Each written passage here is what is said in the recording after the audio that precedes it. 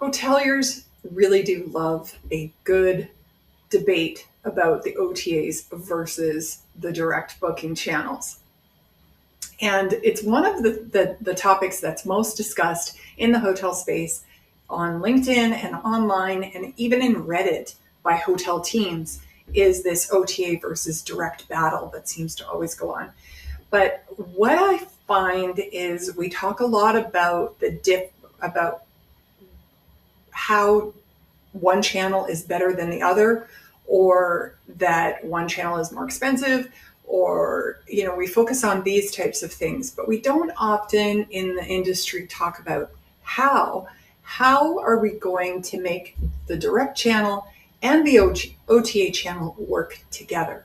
And so today in this video, I'm going to be sharing some insight into what's happened with the OTAs, and then a starting point of how hoteliers can start thinking about how to win in both. My name is Christine Malfair, owner of Malfair Marketing. For 15 plus years, I've been helping independent hotels grow their revenue and reputation through strategy services.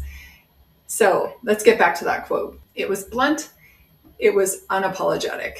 Former Expedia CEO didn't mince words. To hoteliers everywhere, he said, if they come back to us again, shame on you. So when I first heard this, I thought, well, that sounds fair. Expedia got them the first time, and now they're in our hotel. And yeah, that should be how it is. Shame on me, the hotelier, if I don't get them to return. True, hotels should do a good job. Capture the guest's heart and their email, and they will never need Expedia again, right? But it doesn't align with how the OTAs operate. That one statement tells you everything about the OTA game. Now, that quote was said in 2014, and since that time, I have noticed the OTAs have had pretty much all of their activities have been to increase loyalty and gain more control over the guest.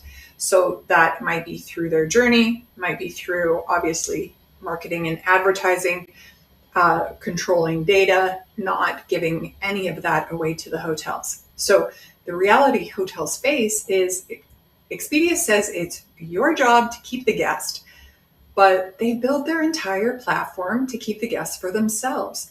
And a hotelier feels it every day through things like undercutting rates. Guests often find lower rates on Expedia or Booking.com, and trust in your brand takes a hit. Or promotions, discounts that show up in ways that you didn't plan for. Your meticulously constructed pricing strategy unravels. Or maybe it's fourth party leaks. This is what I'm hearing a lot of in the last year or two. Wholesale rates spill onto shady sites. Guests arrive confused, and you look unreliable and untrustworthy. And then there's, of course, the guest tension. Well, how do the guests feel when they're not quite sure if they have a booking with you or not? They may have issues with rate disputes or resellers, and your staff is standing there trying to do the best to explain situations that you at the hotel did not create. And then there's loyalty and repeat business undermining. Even when there are strong guest loyalty programs, OTAs disrupt the relationship with points, free night perks, follow-up emails that keep guests connected to them. They have quite the engine to keep the guest. So when their CEO says, shame on you, well, it feels pretty unfair, right? Because he came off as saying, hotels, you need to do the loyalty work. But in reality, Expedia systems are made to keep guests returning to the OTA. So, and then hotels, you get on the call with your market manager, and this is echoed.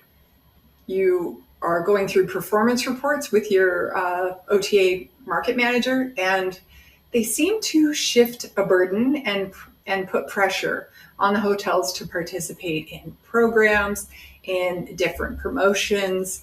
And there's this little slight undertone of ranking loss without participating. So And then, and then they use the comp set and FOMO to drive decisions around promos and deeper discounts. So a lot of it isn't really, the hoteliers are feeling shame, a bit of blame, and the pressure to participate. But here's the turning point. Just because it feels a little unfair at times doesn't mean that you have to take your lumps and bumps. You can play this differently. Yes, well, OTA hold the cards when it comes to scale and visibility. But hotels can hold the cards when it comes to guest experience, loyalty, and trust. And those guests are on your property. So the question isn't whether the OTAs will try to own the guest. They absolutely will. The question is, will you let them? So it's time to play a smarter game. OTAs aren't going anywhere, and you don't need them to. The visibility they bring is real, but you don't have to be subservient. And shift your outlook and stop reacting. Utilize the OTAs strategically to unlock new opportunities and control. So here's a few things that I recommend. Fill rooms in softer seasons without discounting year-round. So don't have a discounted program running year-round. If you run targeted OTA promotions, do so when you choose, not as a default setting. So this is what I like to call one of the 4 levers. If you had joined the revenue strategy room on how to win with OTAs, I've introduced the 4 levers that you can pull. Use the OTAs to attract first-time guests, and then what I call the ABC. Always be converting. It used to be always be closing in the sales world, but in the marketing world, it's always be converting. You want to win those guests over. Capture the repeat business by offering rebooking incentives, collecting emails, and cell phone numbers so that you can text and stay in touch. And another way is protect your rate integrity. And I see this so much where the website is no longer the price authority. Your website should be the best representation of your pricing, and never let Expedia or Booking.com undercut your direct site. And I know that they have different ways of doing this, and undercutting is really undermining your relationship. So speak with your market manager about that. Oftentimes, undercutting has to do with various promotions that you're participating in, where a member's rate and any other type of promotion is stacked. So watch for those. Free up commission costs and reinvest them in your own marketing. So scale back a fraction of the rooms that you sell to OTAs. Shift those rooms to some of your direct channels like corporate business, SMERF, direct transient leisure business, especially during demand peak seasons. There's no reason that you need to be selling your last rooms on to a third party like the OTAs. And then build simple systems that keep the guest in your funnel, like emails, rebooking offers, social media campaigns, and personalized experiences, just that the OTAs cannot replicate. Think about strategy as these 3 things, and you'll be one of the hotels that thrive. OTAs are for reach, direct is for profit, and loyalty is built in-house. So OTAs are for reach. Watch your promotions, pull the levers when you need to. Direct is for profit. Always be converting. Always be trying to convert those reservations because it's worth more to your bottom line. And then loyalty, your priority there is nurturing the guest relationship. So in a nutshell, you don't have to turn the OTAs off, but you do have to turn your strategy on. The real shame isn't that OTAs try to own the guest. Yes, that's challenging. The real shame would be believing that you can't win this at all.